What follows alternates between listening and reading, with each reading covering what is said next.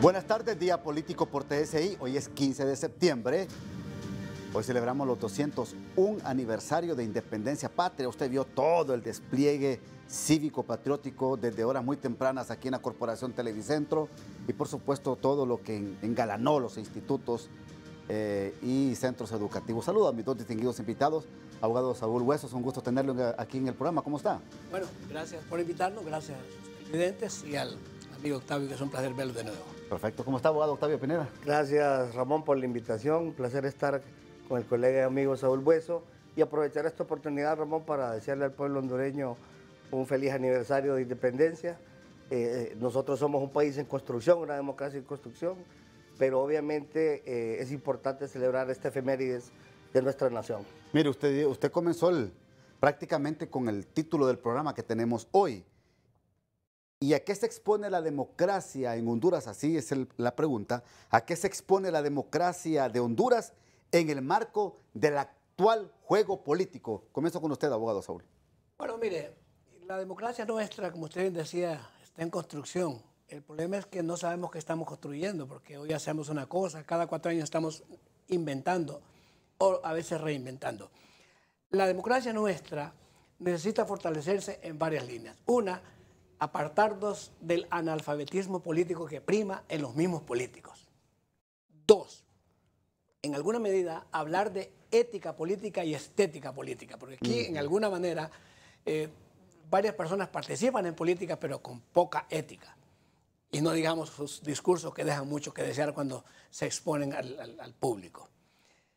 Cuando estamos hablando en este momento de que estamos en un gobierno que se ha autocalificado o autodenominado gobierno socialista democrático, entonces habría que explicarle a la gente qué entendemos por eso. Sí, porque ese juego de palabras a veces llega a la sociedad y no se entiende. Y le pongo un ejemplo. El Partido Liberal, allá por 1975 más o menos, definió que iba a estar en la izquierda democrática. Y nunca lo entendieron. Nunca, disculpen, pero quería pagar esto si alguien me lo paga. Entonces, nunca entendieron eso, el significado. Entonces, tratar de explicarle a la gente los conceptos ideológicos, si en la práctica no actuamos como tal, entonces sí estamos frente a un serio problema de la democracia. Nuestra democracia necesita fortalecerse, pero para ello, sigo insistiendo, debemos de apuntar al estudio y debemos de apuntar a la ética. Abogado Octavio. Sí, primero decir un concepto general para después entrar a lo específico. Yo espero que en esta democracia que todavía es joven, entendamos y quienes ostentan el poder entiendan que el pueblo hondureño en las últimas elecciones no les dio un cheque en blanco, que no significa que pueden jugar con la voluntad de la hondureñidad a su antojo.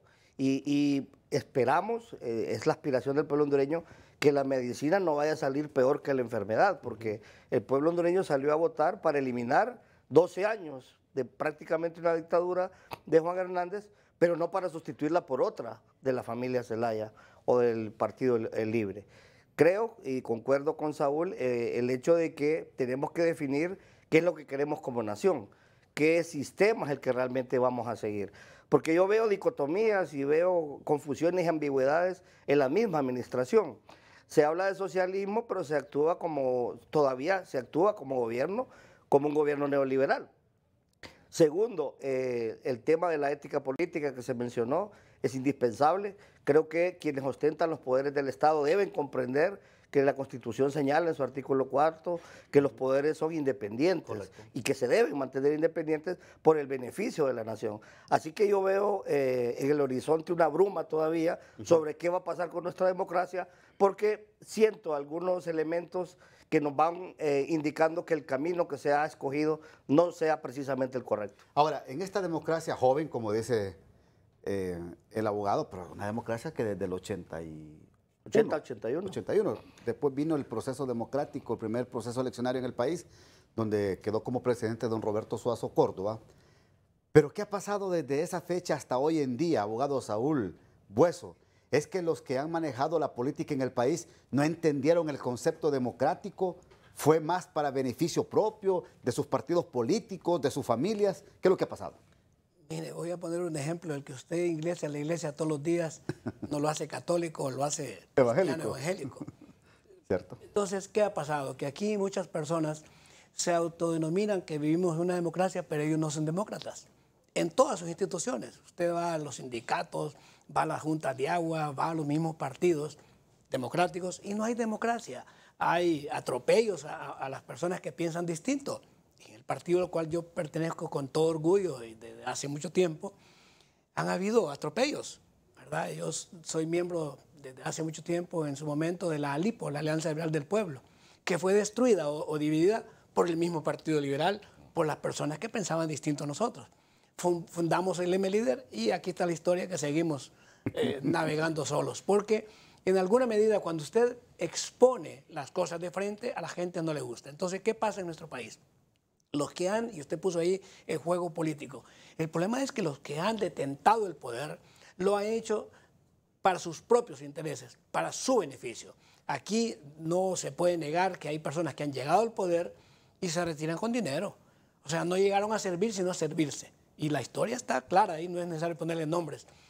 El único ejemplo claro que tenemos en la historia es Paraguay, que nos ha demostrado cómo una persona puede ser presidente de un país y salir acabado. En Honduras tuvimos uno. Uruguay, perdón. En Honduras tuvimos uno, el Trinidad Cabañas, que más bien le querían dar un premio desde el Congreso, una pensión, y él la rechazó. En cambio, en este periodo democrático nuestro, un montón de personas han recibido un bono desde el Congreso y se lo han recibido con gran orgullo, que qué bueno que me reconocieron mis trabajos. No, la persona llega al poder a trabajar, a cumplir con su deber, y se le reconoce cuando hace más allá de su deber. Ahora, para usted, ¿quiénes son los principales enemigos de la democracia en Honduras? Bueno, en primer lugar, los demagogos que existen en todos los partidos, los populistas que existen en todos los partidos, aquellos que no ven el poder como una responsabilidad, sino como un botín.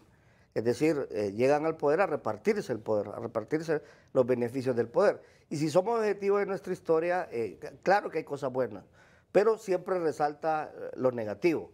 Y el problema del caudillismo a partir de los 80 es un problema que ha afectado y sigue afectando a todos los partidos.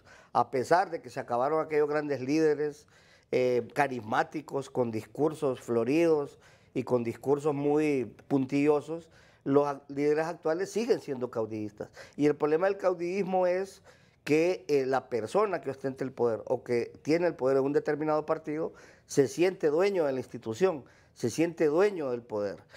Hay un pensamiento que dice que la patria es ara y no pedestal. La patria es para servirla, no para ponernos encima de ella.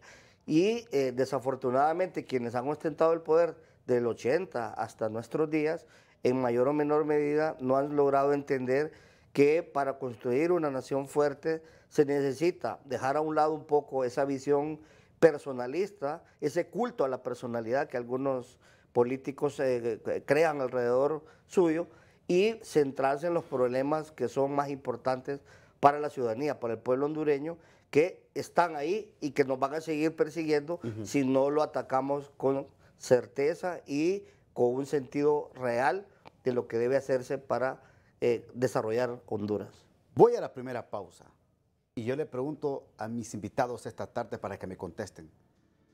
¿Qué le viene a la democracia de Honduras a partir de hoy, 15 de septiembre? Después de la pausa nos contestan.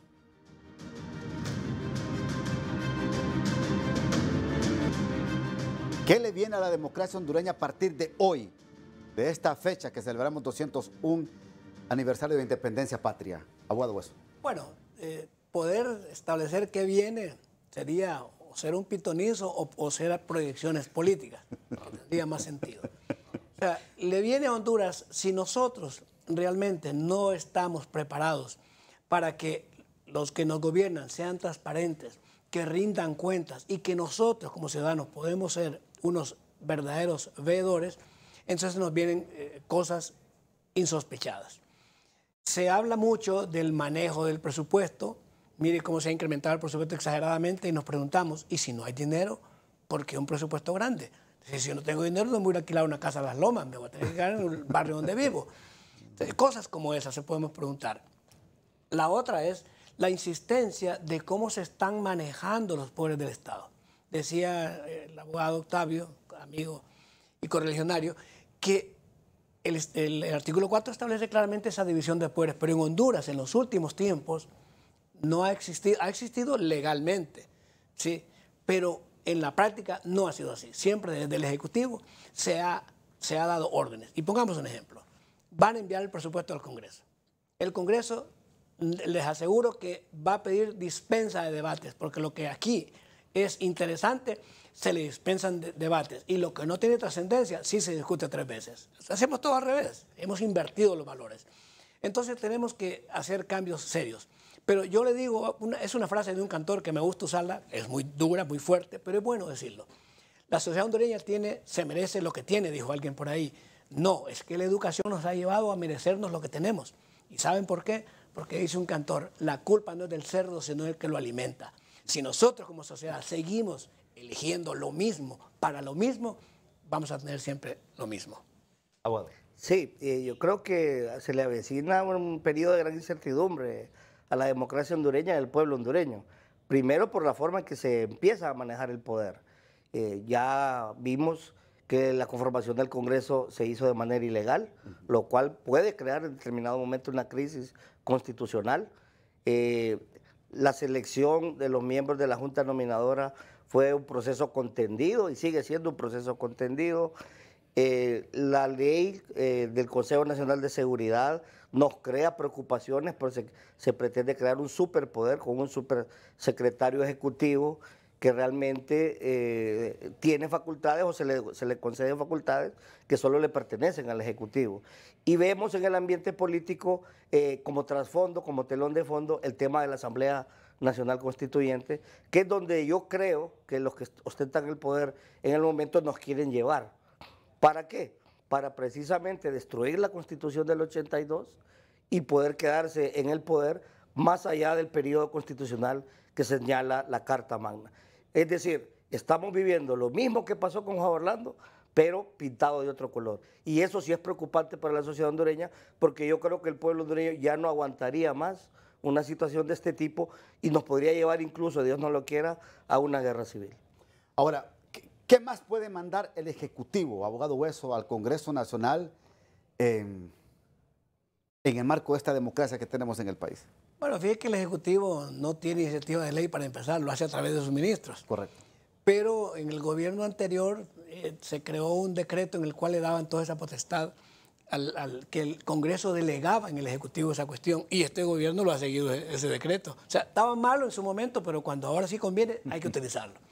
Entonces puede mandar más cosas. El tema de esta ley del Consejo de Seguridad llama mucho la atención, porque, como decía el compañero Octavio, no se pueden delegar poderes en una sola persona que ni sabemos quién va a ser. Eso es otro preocupante.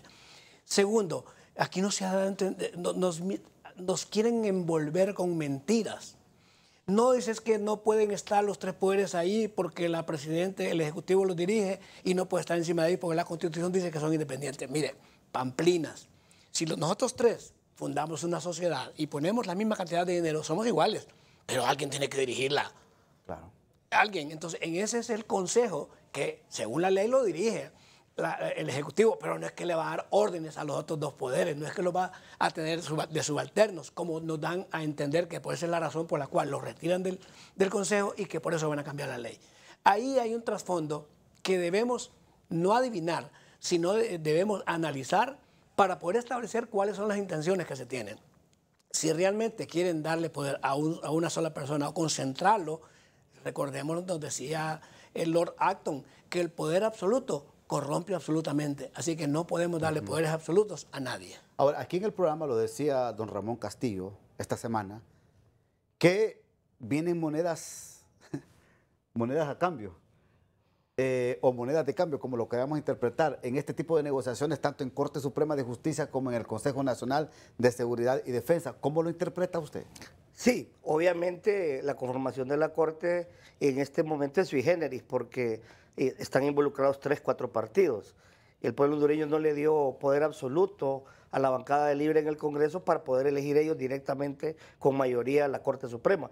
Y eso lo que implica es una negociación con el Partido Nacional, que es la otra bancada grande, con el Partido Liberal en alguna medida, para mantener esa imagen de que se ha tomado en cuenta a todos los actores políticos, pero en el trasfondo lo que quiere decir eso de monedas a cambio es, vamos a negociar, te vamos a dar magistrados, te vamos a dejar participar en el proceso de la Junta Nominadora, te vamos a dejar participar en el proceso del nuevo fiscal general, pero a cambio lo que queremos es silencio político, complicidad política para el proyecto político que se le llama refundacional, pero que solo es refundacional en el título, porque lo que al final se pretende hacer, mi estimado amigo, es, como dije anteriormente, y lo reitero, es promover ese proyecto de la constituyente para, decirlo con palabras concretas, quedarse en el poder. ¿Hay crisis en estos momentos política en Honduras? ¿Y quién la ha propiciado desde su punto de vista, abogado Pineda? Mire, la crisis en Honduras es permanente. La crisis política de Honduras, desde el primer día de gobierno, se dio. Porque desde el momento en que se norma una junta directiva del Congreso Nacional de forma ilegal, ya hay una crisis política. Y yo creo que aquí el gran ejecutor político, y hay que decirlo con nombre y apellido, es don Manuel Zelaya Rosales. ¿Y cuál es el interés de él? Precisamente lo que acabo de decir, asegurar que después del periodo constitucional que termina en 4 años, una vez que se promueva la constituyente, el poder se mantenga dentro del libre y posiblemente hasta dentro de la familia, porque si usted mira cómo se ha distribuido el poder en el Ejecutivo, prácticamente la familia Zelaya ha copado el poder y está preparando posiblemente a uno de sus hijos para que sostenga el poder una vez que se elimine la Constitución del 82, que es nuestra gran preocupación como ciudadanos y como profesor de Derecho Constitucional. Ahora, ¿y cuál sería el interés, de acuerdo a lo que percibimos y lo que dice don Octavio Pineda, abogado Hueso, de que don Manuel Zelaya sea propiciador y siga queriendo propiciar crisis políticas en Honduras? Porque así lo ha dado a conocer don Octavio Pineda ahorita. Mire, con todo respeto, pero el señor Zelaya, el ciudadano Zelaya, expresidente, es un hombre muy astuto, muy carismático, pero tampoco le vemos tantas virtudes. Detrás de él hay equipos que están trabajando en esto para lograr estas cuestiones que se están diciendo. No es que él lo piensa ya en el genio de la lámpara mágica. Hay que ser claros, con todo respeto, señor Zelaya. Hay grupos detrás de él, de nacionales y extranjeros, que están trabajando en este tema. Cuidadito nos pase con la familia de Corea del Norte, los Kim Jong-un, Sun y Ul, que han permanecido ahí. Cuidadito nos va peor, ¿sí? Como lo está planteando el compañero Octavio. Aquí lo que tenemos que hacer es bien claro, definir los roles.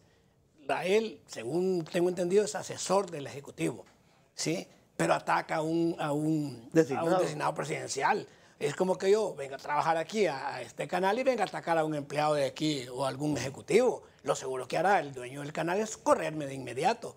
Entonces, yo creo que hasta ese nivel tenemos que llegar, que se respete la autoridad, independientemente de quién sea narrar, la cual no le guardo, no le rindo, no le pongo candelas porque no es santo de mi devoción, pero ahí está.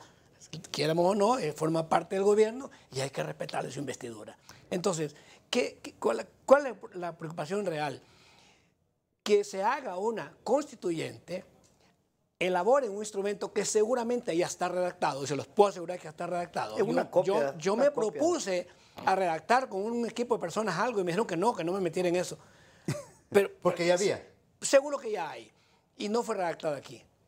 Entonces, van a aprobar la constituyente, traen la constitución y esa es la que se va a aprobar. No nos van a preguntar al pueblo, miren, ya redactamos esto, vamos a un plebiscito para ver si ustedes quieren esta constitución como pasó en Chile. No quieren que nos pase lo de Chile. La van a poner y ya.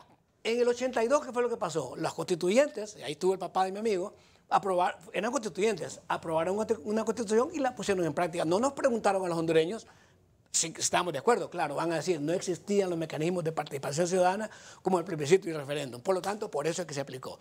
Pero la pregunta es ahora, si estas nuevas constituyentes elaboran una constitución, ¿nos la van a imponer o nos van a preguntar si estamos de acuerdo en la forma que la redactaron? Ramón, una cosa que quiero agregar. Sí.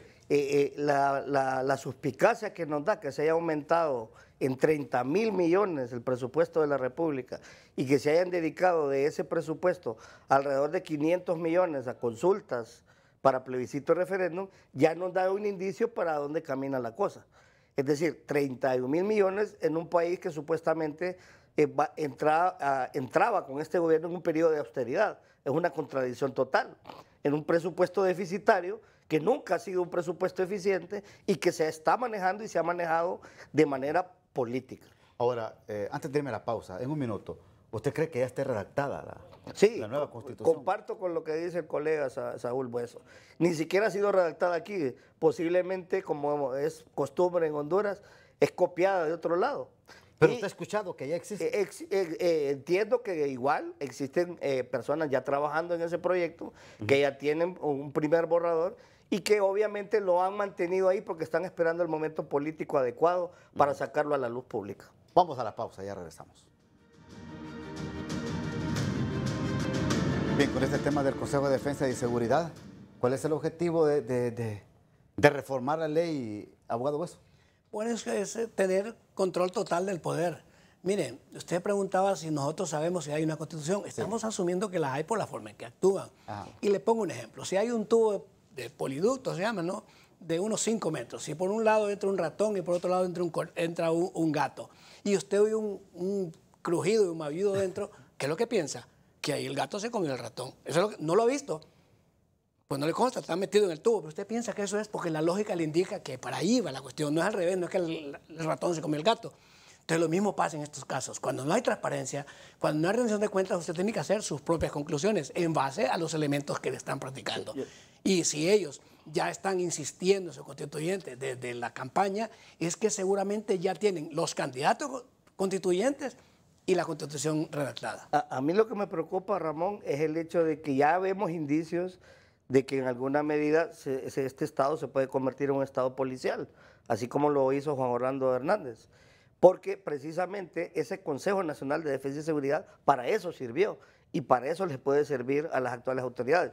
Y no está lejos el día, Ramón, en que se presente alguna ley en el Congreso, una nueva ley mordaza que persiga a periodistas, a pastores, a curas, como ha sucedido en Nicaragua, por ejemplo, e incluso que persiga a todos aquellos que tengamos una oposición pensada, una oposición real ante el gobierno.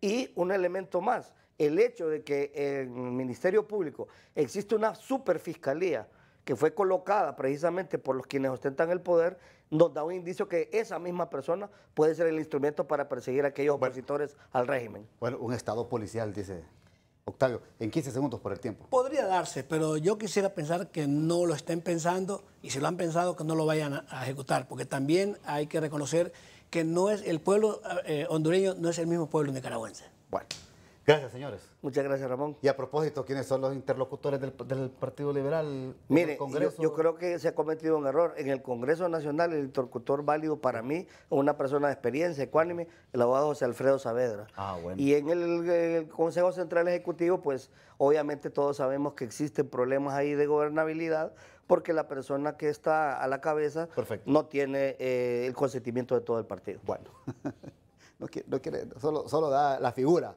pero no da el nombre. Gracias, señores, muy amable. Gracias, abogado. Bueno, gracias. Gracias, abogado. Gracias, Ramón. Hasta aquí el programa de hoy. Que pase una feliz noche.